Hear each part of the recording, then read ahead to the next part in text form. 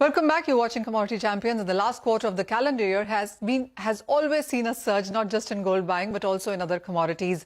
Clothes, gadgets, food and gifting have seen an uptick as well. As the festive season arrives, the online gifting segment is set to get a boost after 2 years of the pandemic.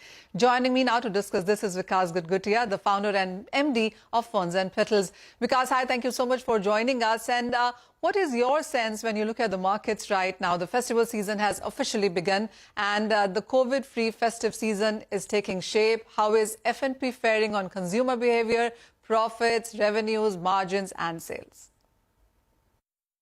We have been restricted to a certain extent in the past because of 2 years of COVID. This year, this seemed to be going to be a very, very amazing year for us. You're calling it amazing, but if I can push you for a number guidance on your growth and sales that you're estimating this time around, what would that be?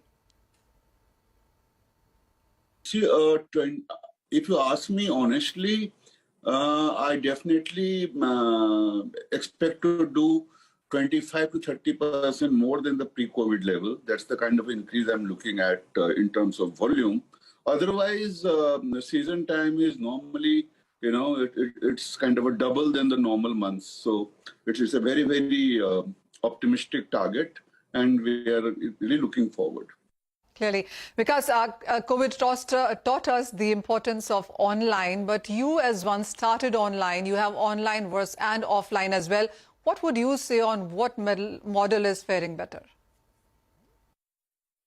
See, we have always been working that way.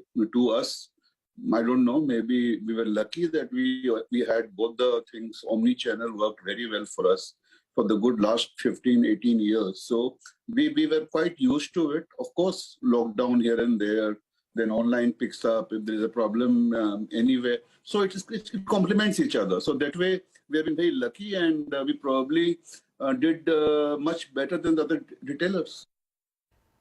Tier 1 cities always have done well, but there is expansion and aspirations that we see in Tier 2 and Tier 3 cities as well. How has that market worked out for you?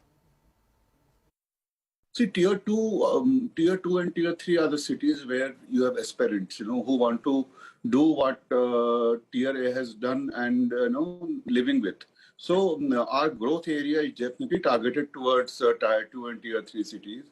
And we have gone to many such cities in the past, in a couple of years. So if you ask me honestly, we have covered almost, all the major Tier 2 cities, and now Tier 3 has started. So that's where the growth is, I guess. All right. Because if you look at the last 1 year, the sugar consumption in India clearly has increased. What is the growth that you see in cakes and flowers as well? Because these are the categories that do best for you. See, normally at Ferns and Petals, if you ask me the breakup, we probably do flour and cake. They go hand in hand, 35%, 35%. Rest, all the other get put together is 1/3. So 1/3, 1/3, 1/3. 1/3 flowers, 1/3 cakes, and rest is 1/3.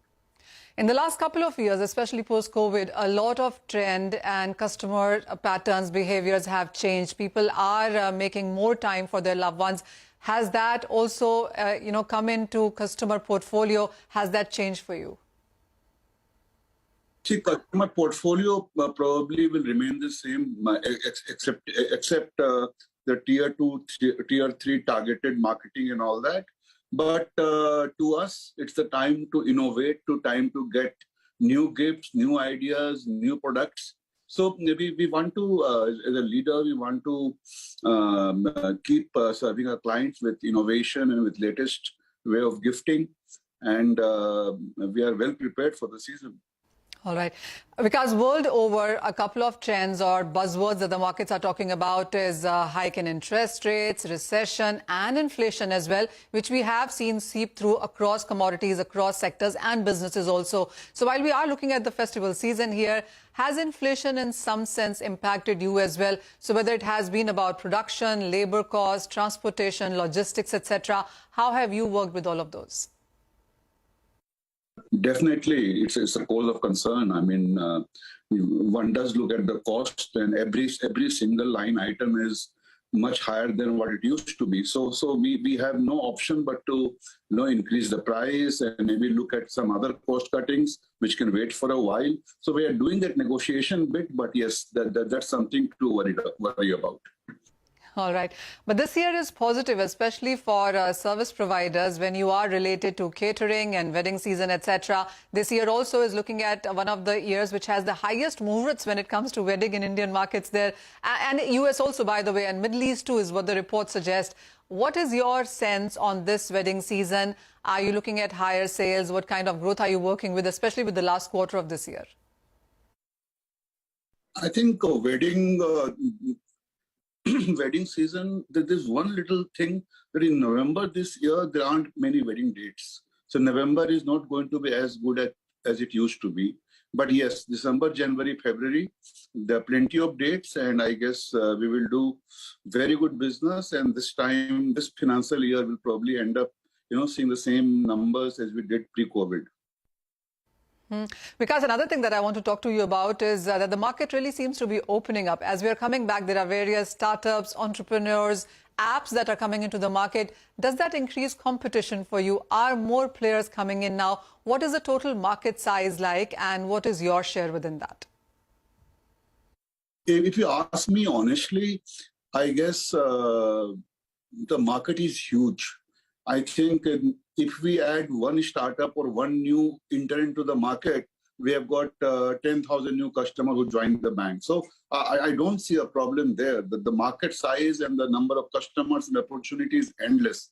And I guess, and it's a tough business, being in a perishable commodity and delivering an hour all across India.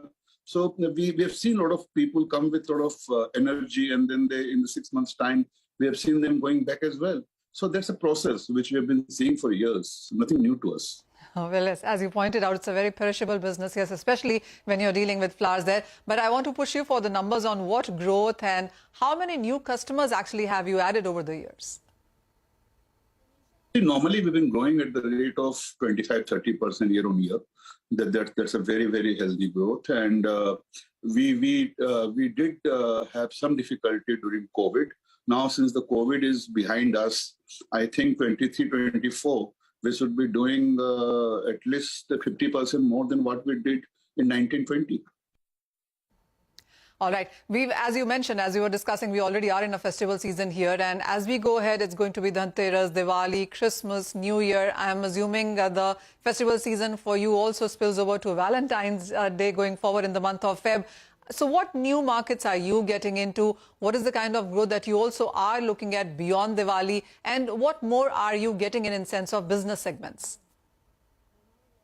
See, confectionery is a very prime focus area for us, and we have set up a huge R&D facility with experts who design and who engineer cakes and other stuff, which is new age, which is appealing to youngsters, which are in demand as per the calories and other parameters. So we are doing a lot of back-end activities, and we are also redesigning our outlets all across the country in the next 3 months. So next year, beginning, I think we will probably be a very, very different, smart-looking, modern-age confectionery company. And that's something which is required, because I see cake is huge in demand everywhere. Birthday means cakes, be it a smallest possible town. So cake and flowers together is a deadly combination. And I think we are working very hard on the cake part now. Oh, well, absolutely. I'm sure there must be thousands and many more birthdays every day. And as you rightly pointed out, it is synonymous with cake's demand into the country and abroad as well. But, upcoming gifting trends, and how do you see them this festival season? Post-COVID, has the behavioral change really seeped in? How do you look at the ticket size spent as well? Two things. First of all, I think people have started living more in today than thinking about future, So they spend what they earn. They want to live a good life. They don't mind spending on luxury. They don't mind going extra mile to have a good vacation, to enjoy their life. So saving versus spending, I think there has been a shift. And number two, I also see that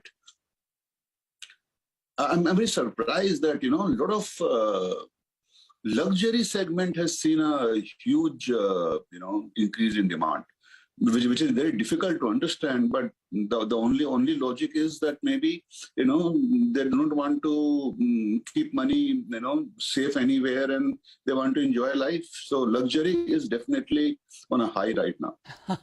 All right, Vikaas, I get that line that it is post-COVID, it has been saving versus spending. Spending is what people really seem to be doing, living in today. And that clearly shows in the kind of trends that we have seen, whether it has been gold, jewelry, vacations, spending, gifting, cakes, plaza, I mean, you name it. And we have seen those numbers actually gain up.